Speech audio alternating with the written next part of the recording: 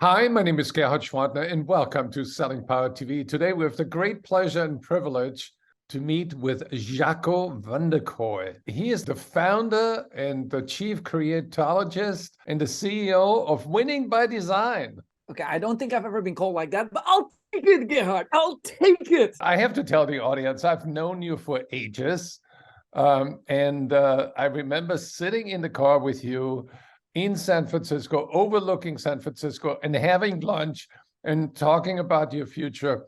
And you were dissatisfied with your life at the time, and you redesigned it. So let's start with that. Now, I used to sell like multi-million dollar pieces of software and hardware to like the media and entertainment world. So to the likes of the Rupert Murdochs, the Charlie Ergens, and so on and so forth. Those were my clients. I was taught by many very skilled sales professionals on how to do that, and I noticed that knowledge is lost and that's not there, and so I wanted to play my part in retaining that and passing that on. What was the shift that you had where you wanted to change from a performer to becoming an entrepreneur and take a lot of risk?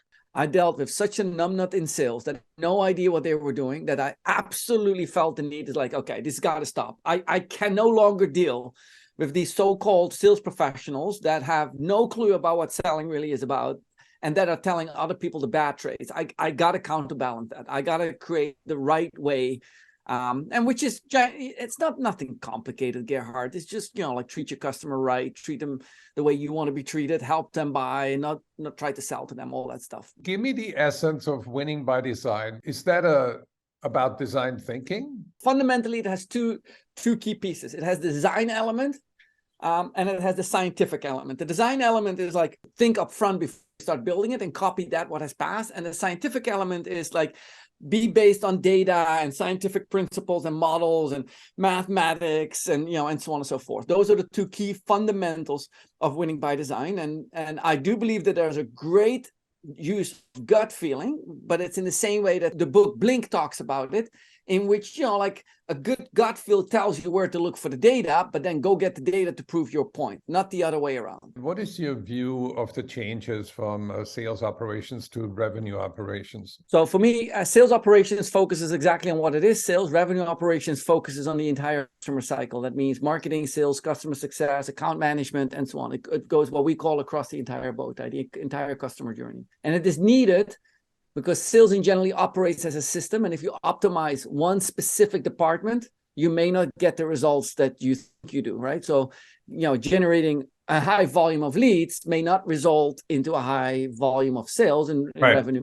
The other thing, Gerhard, that needs to be understood is that when you combine all different systems, let's call it simply marketing, sales, and customer success, that total system has its own characteristics. So each subsystem has the way that you look at it, right? Generation of leads, generation of opportunities and revenue, and retaining and expanding that revenue. Each of those have their own characteristics, but then as a whole, they have a whole separate set of characteristics that are independent of those other three. Describe for me the challenges that you see sales leaders are facing, because there's a slowdown in the economy, there's inflation, there's a war going on, there are a lot of disruptions.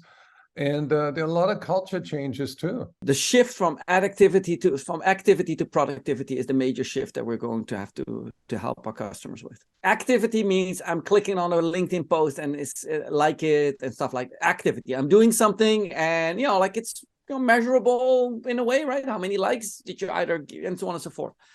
But it doesn't mean that it is productive.